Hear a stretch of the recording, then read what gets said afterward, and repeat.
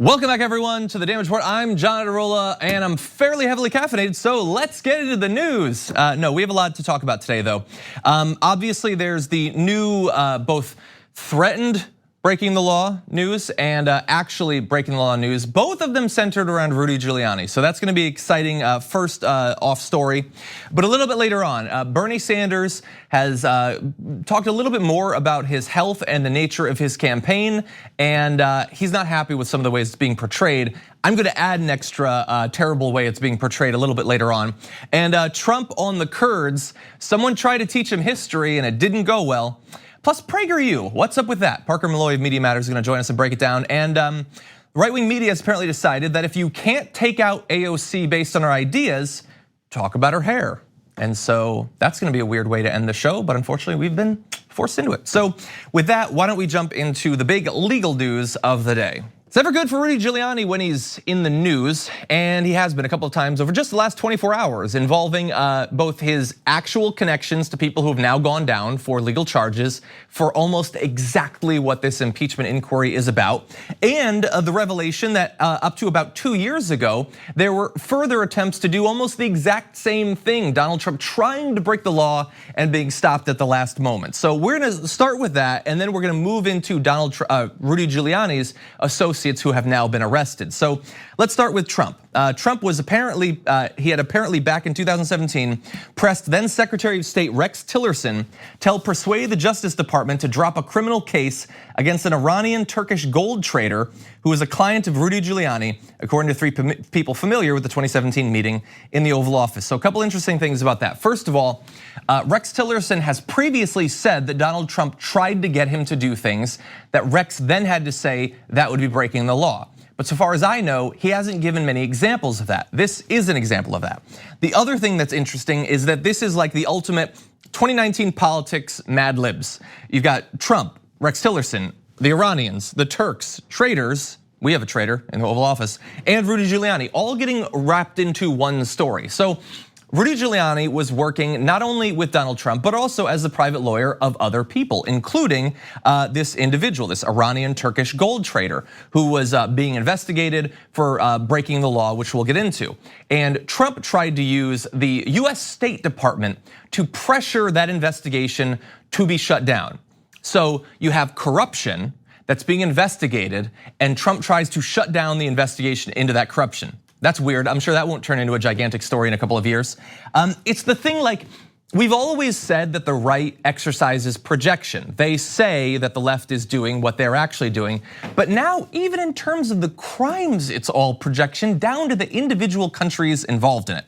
So Tillerson didn't do it, by the way, importantly. He refused, arguing that it would constitute interference in an ongoing investigation of the traitor. This is Reza Zarrab, according to the people who talked to Bloomberg about this story.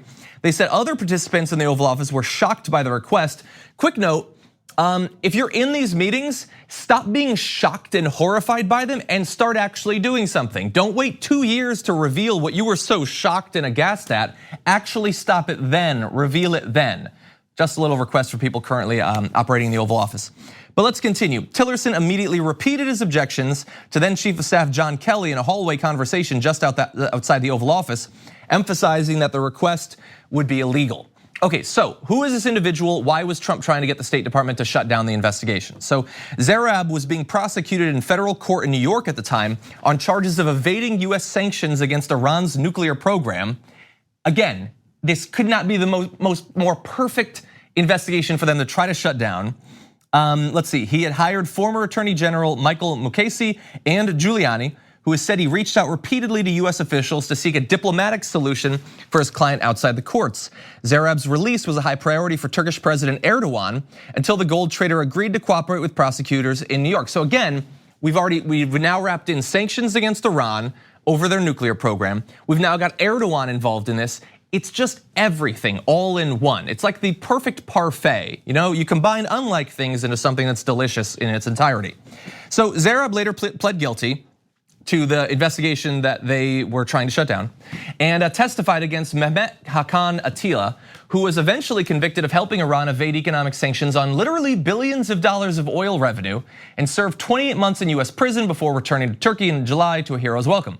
Turkey has so far managed to avoid US penalties over the sanctions evasion scheme. So this guy was living in Turkey, helping Iran to evade sanctions on oil revenue, which was obviously economically beneficial to Turkey. It was benefiting them too. He was benefiting personally, it was benefiting Turkey.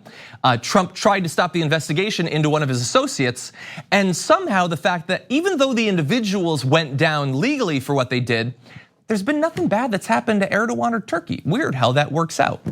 So Donald Trump, who tried to get involved, also hasn't had any sort of consequences for it. So anyway, in terms of Giuliani and how this might hurt him, after all, this was his client. It's ostensibly the only reason that Trump would be trying to get involved was either personal loyalty to Rudy Giuliani, one of his closest associates over the past few years, or potentially involvement for the benefit of Erdogan, since Trump, of course, has real estate dealings, already had them at that point in Istanbul. In a phone interview this month, Giuliani initially denied that he'd ever raised Zareb's case with Trump, but later said he might have done so. So we find out now that he definitely did so.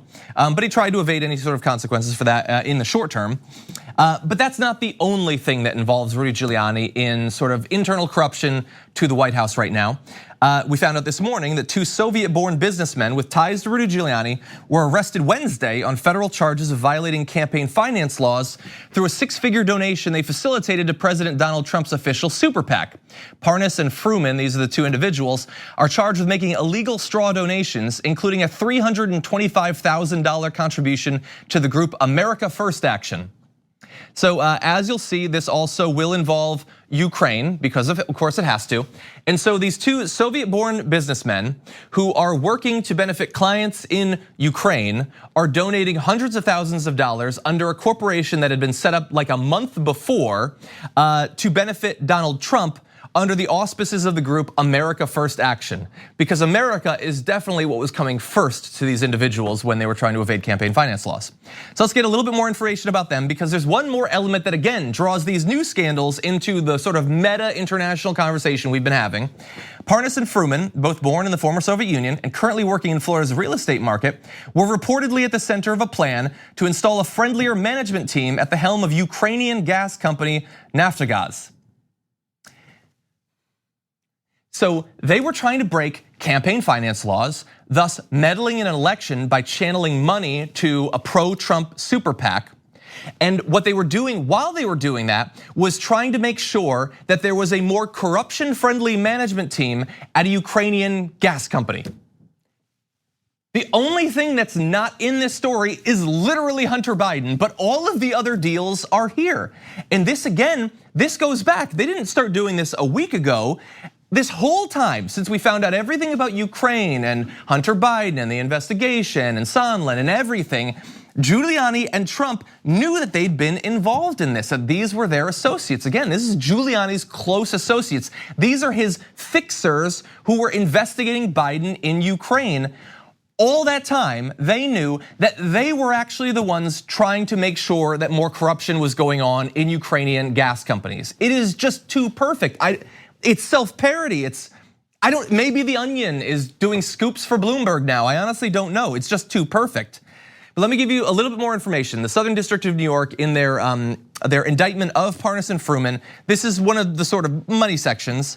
Lev Parnas, Igor Fruman, David Herrera, Andrei Kukushnik, the defendants conspired to circumvent the federal laws against foreign interference or foreign influence by engaging in a scheme to funnel foreign money to candidates for federal and state office so that the defendants could buy potential influence with candidates, campaigns, and the candidates' governments. We already knew everything we needed for these people to go down. Now, I can't say at the end of the day that Donald Trump had personally worked with these people. I haven't seen that evidence yet. Perhaps that will come out as discovery and the court process goes on. But these were Rudy Giuliani's guys.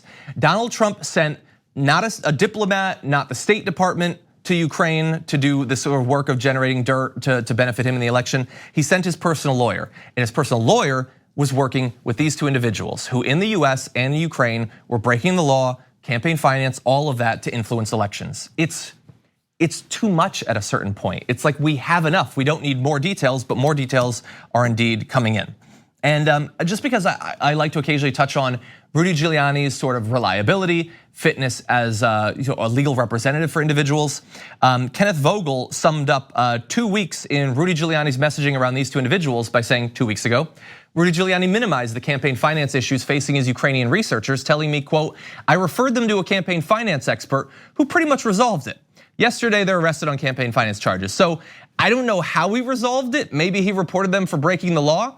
But I can say that whether it was part of his formal advice or not, they didn't just they weren't just sitting in their office when they were suddenly taken by the Southern District of New York. No, they were stopped at Dulles International Airport as they attempted to leave the country. So they understood what they had done. They understood the legal ramifications, perhaps through conversation with their legal representatives, and they were attempting to evade justice by fleeing the United States. Thankfully, they were stopped beforehand. You can expect that this story, these stories, all of this nonsense, this big muddy ball of corruption is probably going to shed more light on what was going on, but Jesus, we already have so much. Okay, we're gonna take a short break here. Come back, lots more to get to. We need to talk about a relatively new show called the Republic, or UNFTR. As a Young Turks fan, you already know that the government, the media, and corporations are constantly peddling lies that serve the interests of the rich and powerful. But now there's a podcast dedicated to unraveling those lies, debunking the conventional wisdom. In each episode of On the Republic, or UNFTR, the host delves into a different historical episode or topic that's generally misunderstood or purposely obfuscated by the so-called powers that be, featuring in-depth research, razor-sharp commentary, and just the right amount of vulgarity. The UNFTR podcast takes a sledgehammer to what you thought you knew about some of the nation's most sacred historical cows. But don't just take my word for it. The New York Times described UNFTR as consistently compelling and educational, aiming to challenge conventional wisdom and upend the historical narratives that were taught in school. For as the great philosopher Yoda once put it, you must unlearn what you have learned.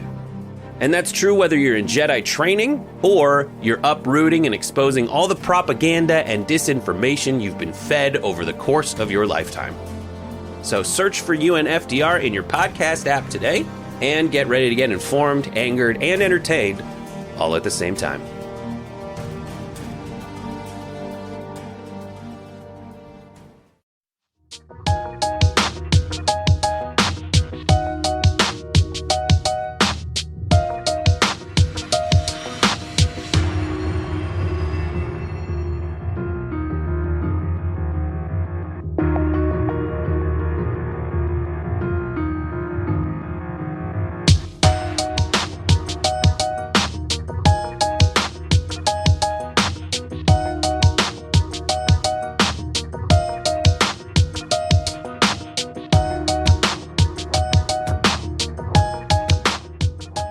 Let's talk now about some of the individuals and groups working to make California a more progressive state and make sure that its government is reflective of what it actually believes about politics. We're joined now by former two-term mayor of Richmond, California, and current chair of California Progressive Alliance, Gayle McLaughlin. Welcome to the show.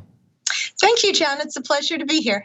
It's great to have you here. So there's a lot I want to talk about, but first I'd like to learn more about the organization, the California Progressive Alliance. Tell me about it.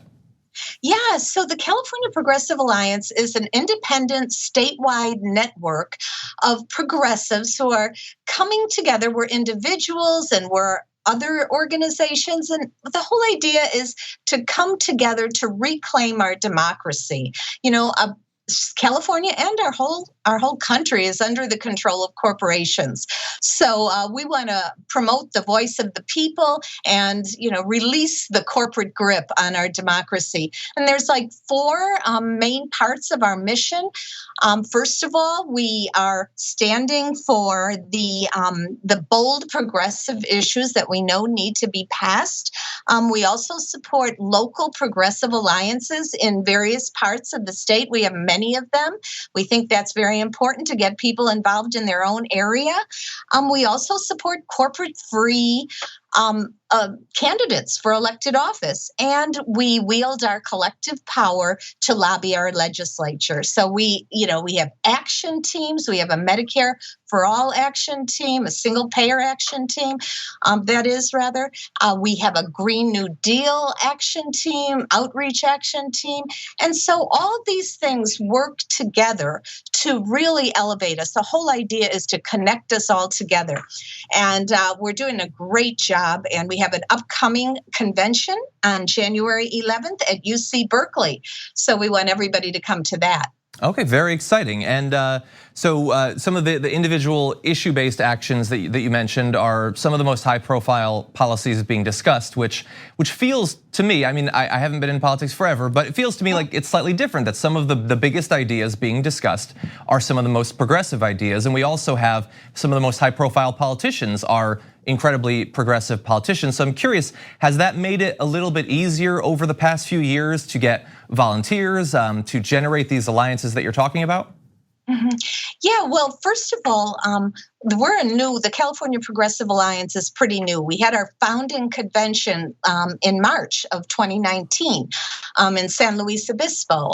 It kind of morphed from, I ran a lieutenant governor campaign, I've been the mayor of Richmond, so that seemed like a good step to really make it an organizing campaign to encourage people with developing their own local progressive alliances like we have in Richmond. And so we have about 15 new progressive alliances. And yes, I think people are excited about the bold new ideas that are really capturing the attention of the populace at large throughout our country. And so we have continued to promote these. After my lieutenant governor campaign, I didn't make it past the primary, but we got so many bold activists excited that we turned my campaign into the California Progressive Alliance, and we held elections for a steering committee, et cetera. So we had a great base to start with, and we're growing. And one of the things that we've really been able to highlight is the fact that we're stronger when we unite with one another. We're stronger when we're in solidarity with one another. And people are, get very excited about this. So we expect our next convention in January to have about 750 people. We're having Lee Camp perform at the convention. We also have invited Ralph Nader and Angela Davis, and we're hoping they accept. They haven't been confirmed yet, but Lee Camp is confirmed. We have a LGBT Latina band from Oakland called Gala Band coming. We have a spoken word artist from Richmond, Dante Clark, performing. The Sunrise Movement will be speaking, and other activists. So we have a great convention planned ahead. So if people are interested in finding out more about the convention, how they can possibly attend, where should they go for more information? So they should go to CaliforniaProgressiveAlliance.org, and they could sign up for the convention. It's very affordable.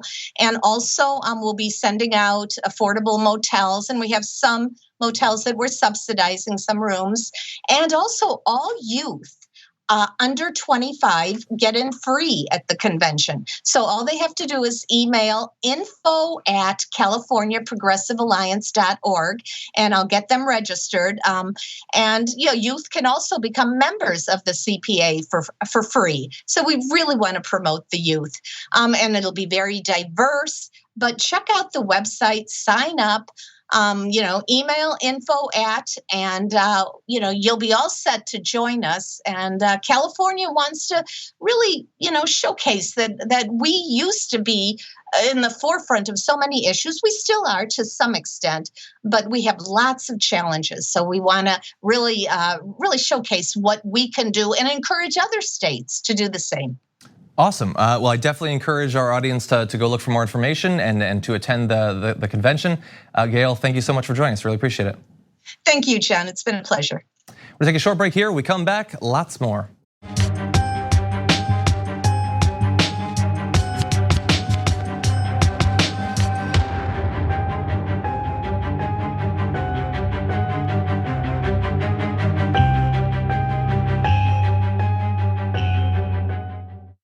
How are you feeling? Hell of a lot better than I did a week ago.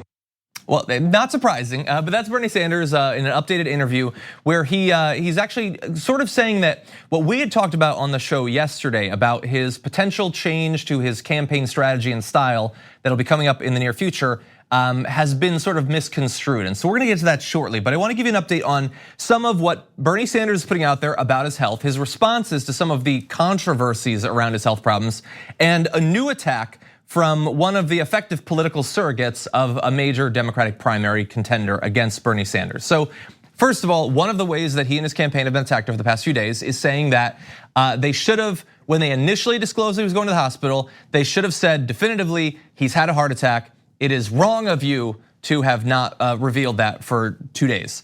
And so here he is responding to that. It felt from a public perspective that there was an absence of transparency. No, I don't accept that. No, I think that's a media thing. I think that, to try to understand what in fact is going on. I think we did it appropriately. We did it as quickly as we could. No apologies. So I think that's a strong response. I mean, look, realistically, the fact that we found out he was going to the hospital inside of like 7 minutes of him actually doing it, that's just the fact that we have social media now. And before, you wouldn't have found out about any of this for 6 months or maybe until a history book was written. So yeah, we had to wait a couple of days and then we found out about it. The thing is, I consider myself an expert when it comes to medical science. I've watched every episode of House at least twice. And so I know basically how this thing goes. And it turns out that when you go into the doctor, they can't necessarily just like hook you up to a machine and it says, here's exactly what happened to you. They sort of need to run tests, they need to do stuff. It takes a little while. And I would assume that for Bernie Sanders and his wife, their initial concern was probably a little bit less making sure that like Vox knows exactly what's going on and more that they know what's going on and actually responding to it so that he doesn't like tragically die. That was probably first and foremost on their mind. I understand that people want more information. I'm generally in favor of that. But I do think that some people are harping on the disclosure because they sort of want it to be a bigger deal. That is my perception. You can agree or disagree with that. So now let's turn to the update from what we discussed on yesterday's program with J.R. Jackson. So how is he going to be campaigning going forward now that he's had this health problem dealt with? Yesterday, he had sort of implied that he'd be scaling back the number of rallies and things that he did. Some people apparently have gone too far with sort of trying to interpret what that means. And so he gave an updated quote saying, I misspoke the other day. I said a word I should not have said, and media drives me a little nuts to make a big deal about it. We're going to get back into the groove of a very vigorous campaign. I love doing rallies and I love doing town meetings. So I think, look, to some extent, this is probably, he saw that saying that, like some of even his supporters were probably a little bit disheartened by that. They want him out there as much as he has ever been. And so to some extent, this might be reassuring his supporters that he is not going to be drastically scaling back his campaign. But for those in the more like the mainstream media that are trying to turn this into a new narrative about his prospects, the direction he's going and all of that, he wants to make sure that they don't run just a little bit too far ahead of the facts in this particular bit. So here's a little bit more on the path going forward for Bernie Sanders. People should think that I had a procedure which hundreds of thousands of people a year have. People should think that according to the doctors, I'm on the way to a full recovery. So you will go to the debate? Oh yeah, absolutely. 3 hours standing? Yeah. Did your cardiologist say, no. Not an issue? Not an issue. Yeah, so he's gonna do it. Okay, look, if he collapses during the debate, okay, then you can write a headline about it. But for now, just let the guy get back to his campaigning, okay? He's a little bit busy. But anyway, there is more to this because he wouldn't be doing all these interviews with NBC News and all that, these on the street interviews, if this hadn't become a big sort of thing in the campaign, an attempt, I think, some people to rightfully express their concern for him and his health, and for far more people, especially those working for other campaigns, to basically try to just push him out of the entire race. So I have an example of that as well. So this is a quote coming from Representative Bobby Rush, state chair for Kamala Harris, who said, don't be so egotistical, so self-centered that you want to put the American people and your family into that position where day by day they don't know whether you're going to have another heart attack. You don't want to do that. I'm not saying you should drop out. No, I would not say that. I'm just saying that it's pretty arrogant, self-centered, and to me unsound for the American people to elect him president. So there's a couple of issues that I have with that. So first of all, I can't say whether or not this is sanctioned by Kamala Harris. She has obviously a lot of state chairs, a lot of people who technically are working for her organization. We will see if this is echoed by others, working its way down the chain of command from Kamala Harris. So far, I haven't seen that. But to say that it's egotistical to not immediately retire from public life seems to be going a little bit far. Also, don't speak for his family, saying, I'm concerned about your family. You're not concerned about your family. You're egotistical and self-centered. That's why you're willing to put your family through hell. Okay, that's not for you to say. And what you are saying is you want him to drop out of the race. Have the courage to at least do that. He tried to evade responsibility for that by saying, I would never say that, and then pivots to something that sounds far worse, where he says, I'm just saying that it's pretty arrogant, self-centered, and to be unsound for the American people to elect him president.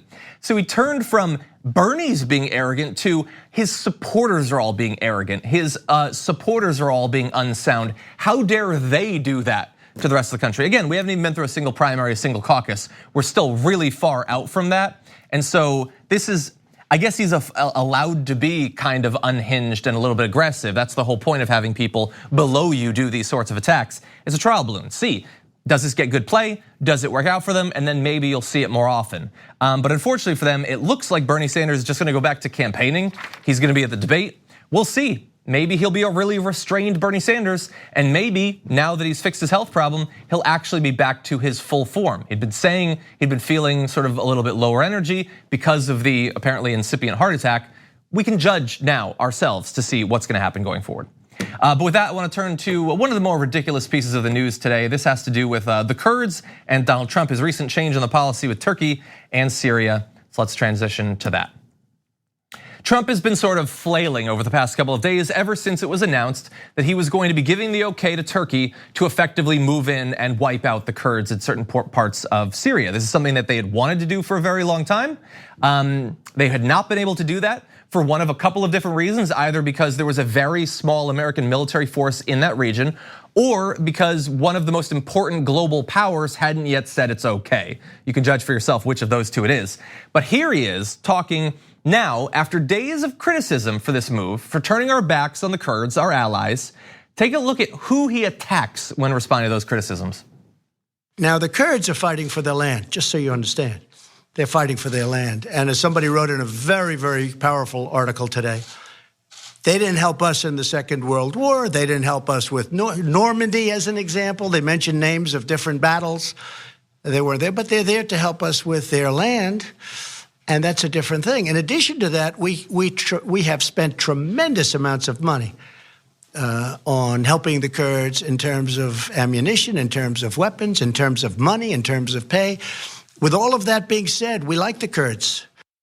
That's what I'm getting from that quote, that you really like the Kurds. You've got their backs, I can feel that. So we're gonna get back to his reference to the article because that's another embarrassing part of this, but there's a few issues there. I love his inability he's supposed to be the riffer. He could just start talking. He says, we've spent a lot of money from the point of view of ammunition, weapons, and money. Generally from the point of view of money when you're talking about money. That's usually how that works. But anyway, we've already given them all this stuff. What more do they want? To not be bombed into the Stone Age? Come on, that's way too much. We already gave them guns and stuff. But the larger argument is this doofus, one of the stupidest people in American life, certainly in American public life, thinks that he's the guy to be invoking history to justify turning our backs on the people who, probably more so on an individual level than even our own soldiers, has been instrumental in the destruction of ISIS and its caliphate. The Kurds, people they've had our backs for literally years. Yes, they're fighting for their own land. How dare they? How dare they want to have a state that was ripped out from under them when imperialist powers from around the world decided how they were going to divvy up that part of the world back decades and decades ago. So, shame on them for wanting their own land. But to say we can let them be bombed now because they weren't there in Normandy, I mean, that's a bizarre point to make. It's also apparently an ahistorical point to make. This is not my area of expertise. You can do your own research, but Doug Saunders says, I'm not an expert, but didn't the Kurdish Barzani revolt of 1943 help the Allies and thus the United States in Normandy and elsewhere by preventing Iraq from tilting into Axis support and reducing the need for Allied forces on this potential third front? I don't know, I'm not the person to go for that, but there is a case to be made that it's not even accurate historically. It's certainly not accurate that we should have expected the Kurds to be landing on Omaha Beach. That's absurd. And they would have loved to have been there, but I checked and historically they would have loved to have taken part, but all the Kurds had bone spurs. They just couldn't show up, okay? But anyway, the idea that we should let them be killed now because they weren't there in Normandy, and And man, when those brave Ewoks were taking on the Empire in Endor, where were they then? They just didn't show up. When the 300 were defending the gates of Thermopylae, where were they? Where were the Kurds? This isn't how you conduct a foreign policy with these ridiculous things. But really fast, I want to jump through where he got this from, because that's even more embarrassing potentially. Trump appears, according to Will Sommer, appears to have gotten his "Kurds didn't help us at Normandy" line from a Kurt Schlichter column on Town Hall. You can see it there. He remembered the easier to pronounce parts of that. But the interesting thing about that is, so Trump is now using to support his policy quotes from Kurt Schlichter, a guy who, as early as just last year, was tweeting things like, "Any component that involves abandoning the Kurds, I am against." Or the Kurds stood by us. Are the Democrats going to abandon them like they did to our South Vietnamese allies? Or we cannot leave the Kurds without support. That is not what America wants. So he had this view that was rock solid. Then Trump changed his mind. So Kurt Schlichter changed his mind and wrote an article that is now being used by Trump to buttress his changed mind. So it's no critical thinking in this circle. All there is a weird sort of mutual massage going on from right-wing politicians and right-wing media. I have more that I want to say. Perhaps we'll get into it tomorrow about my frustration of people sort of trying to co-opt the pro-peace message and using this to attack those who are not going to just sit by as horrific human rights abuses are perpetrated around the world. We'll try to get into that tomorrow. We unfortunately don't have the time right now. We do have to take a break. We come back. Parker Molloy is going to be joining us to break down her recent research involving Prager U.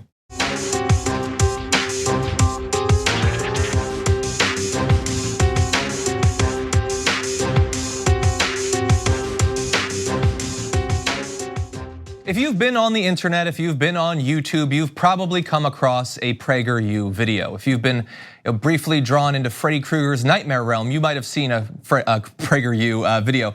But what are they actually doing? Who's behind them? What issues are they pushing for? We turn now to the expert who has apparently watched like all of them. Parker Molloy, welcome back to the show. Have you watched all of them? It's good to be here. Not all of them, but I've watched probably 150 to 200 videos of theirs. Whew, okay. It's a lot. Okay, so look, it's obviously a right-wing media organization that is pushing for certain sorts of things. What are the important points that people need to know about Prager U? Sure. So Prager U is they play a little fast and loose with the truth, should put it lightly. These videos, the idea is they're these 5-minute videos. They're extremely easily digestible. They have these really slick looking kind of cartoon graphics that go along with it. Well-known people narrate them, and the idea is basically to create content for conservatives to push back on liberal ideas, essentially. So you'll get a lot of anti-feminism, anti-LGBTQ stuff, anti-Muslim, climate denial stuff. Okay. My favorite little series that they sort of have is this kind of trio of videos, one from George Will, one from Kimberly Strassel, and one from David French, about why donor transparency laws are bad because it infringes on your freedom to know who spends money in politics. Yeah, I can't imagine why they'd be biased around that. So I just want to clarify one quick thing. I have not watched 150 of their videos, but it is Prager U. So I'm correct in assuming that it's a university, right? You would be incorrect in that assumption. But it's in the name, Parker. I don't understand. It is right in the name. And they own the URL, prageruniversity.com. But they are not an accredited university. However, Dennis Prager, who is the man behind the website, he had a segment on there where he argues what really is a university. Who's to say? Who's to say what counts as a real university? So I think the accreditation board, I think, is who's to say. Yeah. Yeah, you would think so, but yeah. Okay, so here's what I want to get into. Now that you've watched so much of it and you've had a great write-up on Media Matters about it, this is a hard right organization. They're pushing for uniformly sort of semi-deranged right-wing positions, and yet they don't yet have the sort of aura of being that sort of organization. So how have they evaded that reputation? Sure. I mean, I think a big part of it is that they have a very they hide behind this sort of veneer of respectability. They have Pulitzer Prize winners who will narrate their videos. They have Emmy winners. They have professors at places like Princeton or Yale or West Point, or if not professors, then faculty at these places. So they have this veneer of respectability. And what's kind of frustrating is that not all of their videos are terrible. There are some videos that are fine. There's the comedian Yakov Smirnoff. He did a video about why laughter is important in a relationship, and it's a fine video. There's another one about the Civil War. Was the Civil War about slavery? I went into that one expecting them to go, no, states' rights. But they actually came out just saying, no, straight up, it's about slavery. You can't make other arguments here, which was really interesting to me. But for all of those, and they have a lot of others that are just basic, like boilerplate self-help stuff, like Adam Carolla, Jordan Peterson, and NFL sideline reporter Michelle Tafoya. They all have videos that are essentially like, hey, do your best, work hard, pull yourself up by your bootstraps, which isn't necessarily harmful on its own. However, when you go from that to what Jordan Peterson's next video is, which is a video called "Dangerous People Are Teaching Your Children," or something along those lines, about why professors are evil and colleges are indoctrination centers.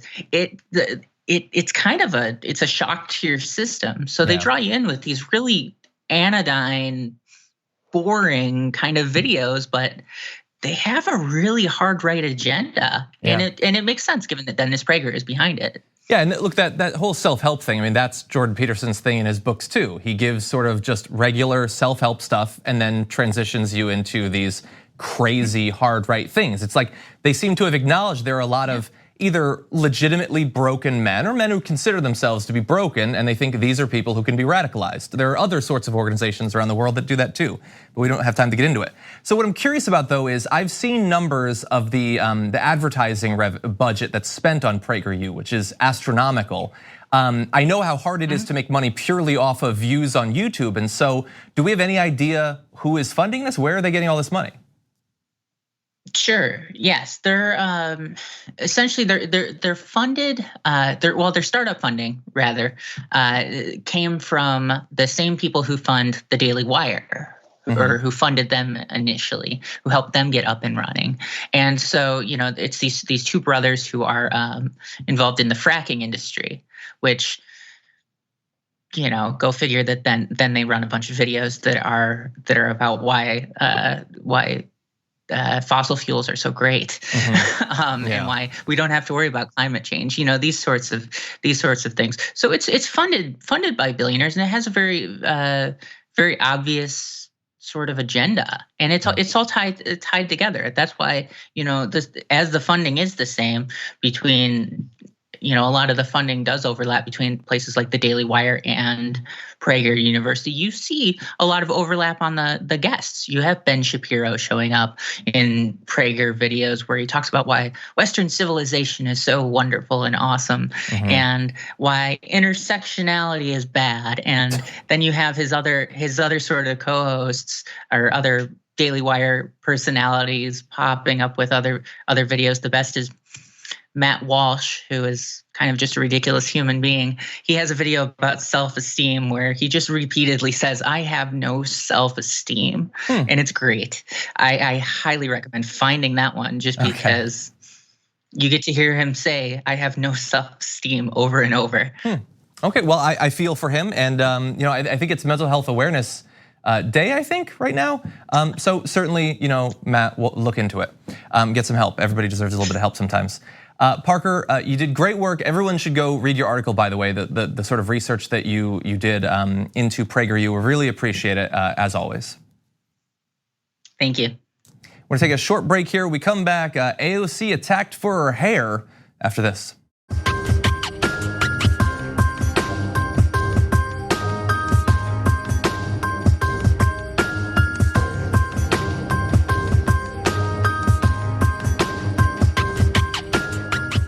Right-wing media outlets often like to complain that they are not given the respect that organizations like the New York Times or the Washington Post has fought to gain over the course of literally centuries. And I have a theory as to why it is that some of them don't get that sort of respect.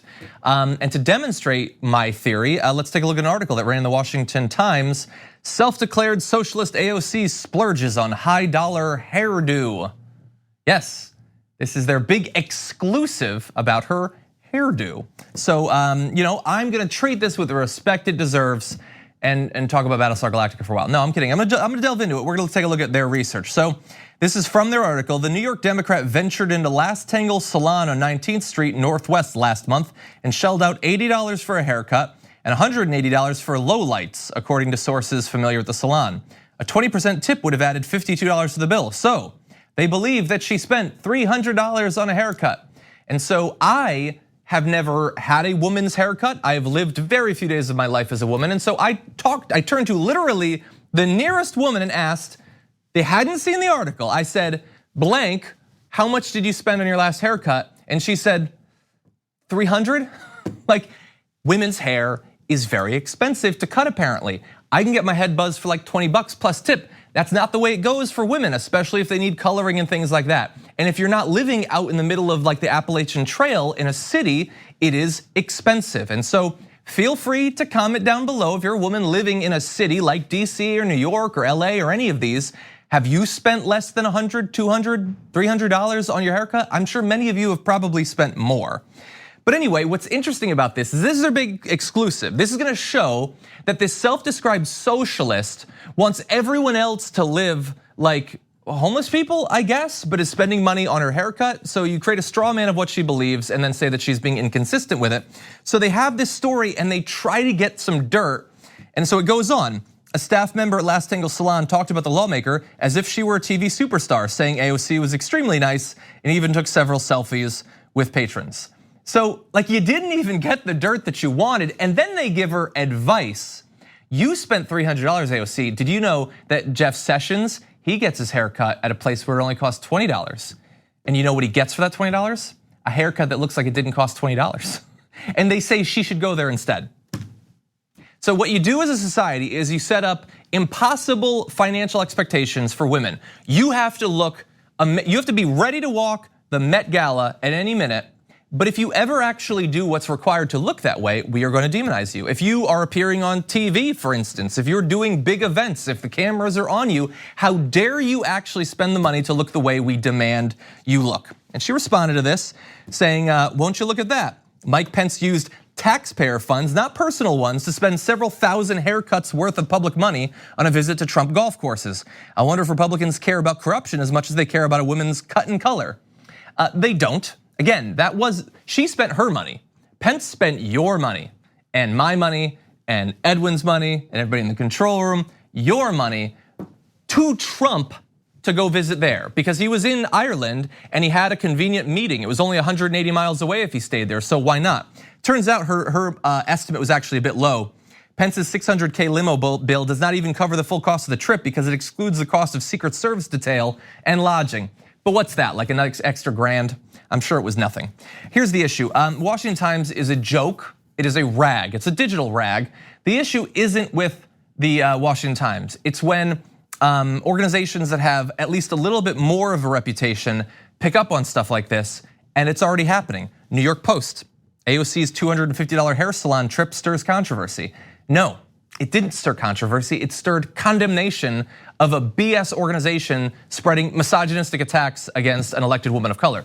That's what it was doing. You're trying to make it seem like a controversy because you want the clicks too. And so I read their article. It is almost exactly the same. Each point is just said in different words, but it reads exactly the same. It barely points out that it's ridiculous. It doesn't include her response. But this is what they're doing to attack AOC, to try to discredit her, because they believe that if you are a socialist or a democratic socialist, then even though you never claim it, what you actually want for society is for everyone to walk around with like a barrel strapped over their shoulders and all their belongings in a stick and bindle. Nobody's actually saying that, but that's the fake version of socialism that they find it much more convenient to run against. And so that's how they try to discredit AOC in the pursuit of media dollars. And now you have organizations like the New York Post taking it up as well. Okay, that's unfortunately all the time we have to say. I just want to briefly say Splinter is shutting down today. It's very sad. It was an unabashed, progressive news organization. It was very clear about what its perspective was. It did some great work, and unfortunately, it's a brutal environment we live in terms of media. Thank you everybody for watching today. We'll see you tomorrow morning.